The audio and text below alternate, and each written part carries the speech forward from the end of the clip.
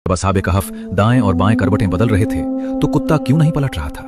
हम में से अक्सर ने सूरतुल कहफ सैकड़ों मर्तबा तिलावत की होगी, मगर शायद ही कभी इस बात पर गौर किया हो कि कुरान ने कुत्ते के पलटने का जिक्र नहीं किया। हालांकि हमें बताया गया कि असहाबे कहफ को दाएं बाएं पलटाया जाता रहा ताकि उनके जिस्मों पर जख्म या सड़न पैदा ना हो। एक जर्मन तिब्बी साइंसदान ने कहा, एक दिन मैं सफर कर रहा था कि एक नौजवान मेरे पास आया और मुझे कुरान मजीद का तर्जुमाशुदा नुस्खा पेश किया। मैंने शुक्रिया अदा किया और उसे जेब में रख लिया। इरादा यह था कि नौजवान के जाने के बाद किसी को शर्मिंदा किए बगैर उसे कूड़े में फेंक दूं। मैं उसे भूल गया और जहाज में सवार हो गया। परवाज तवील और बोर थी। जेब में रखा वो नुस्खा याद आया तो मैंने उसे निकालकर वरक उलटने शुरू किए। मेरी नजर सूरतुल कहफ पर पड़ी तो मैंने पढ़ना शुरू किया और 2 आयात ने मेरी तवज्जो अपनी तरफ मबजूल कर ली। अल्लाह ताला फरमाता है, और तुम देखते कि जब सूरज तुलू होता तो उनके गार से दाएं तरफ हट जाता था, और जब गुरूब होता तो उनसे बाएं तो तरफ कतराता हुआ निकल जाता था, और वो गार के कुशादा हिस्से में थे। ये अल्लाह की निशानियों में से है। जिसे अल्लाह हिदायत दे वही हिदायत पाने वाला है, और जिसे वो गुमराह कर दे तो तुम उसके लिए कोई कारसाज नहीं पाओगे। सूरतुल कहफ आयत 17। और फिर, और तुम ख्याल करते कि वो जाग रहे हैं, हालांकि वो सो रहे थे, और हम उन्हें दाएं और बाएं करवट दिलवाते रहे, और उनका कुत्ता गार के दहाने पर अपने अगले पांव फैलाए हुए था। अगर तुम उन्हें देख लेते तो जरूर पीठ फेर कर भाग जाते और तुम्हें उनसे खौफ आ जाता।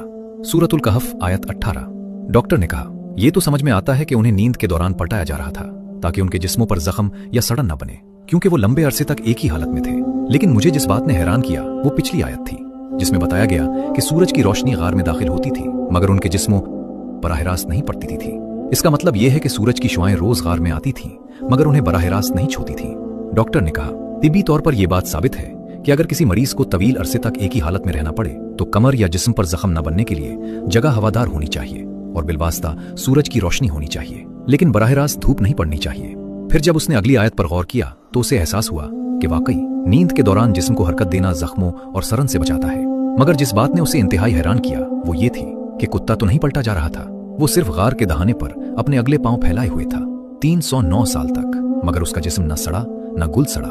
ये बात इस जर्मन डॉक्टर को मजीद तहकीक पर उभार गई।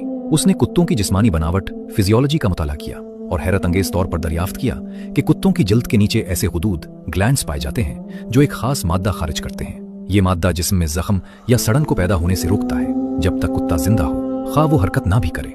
इसीलिए असहाबे कहफ का कुत्ता पलटने का मोहताज न था।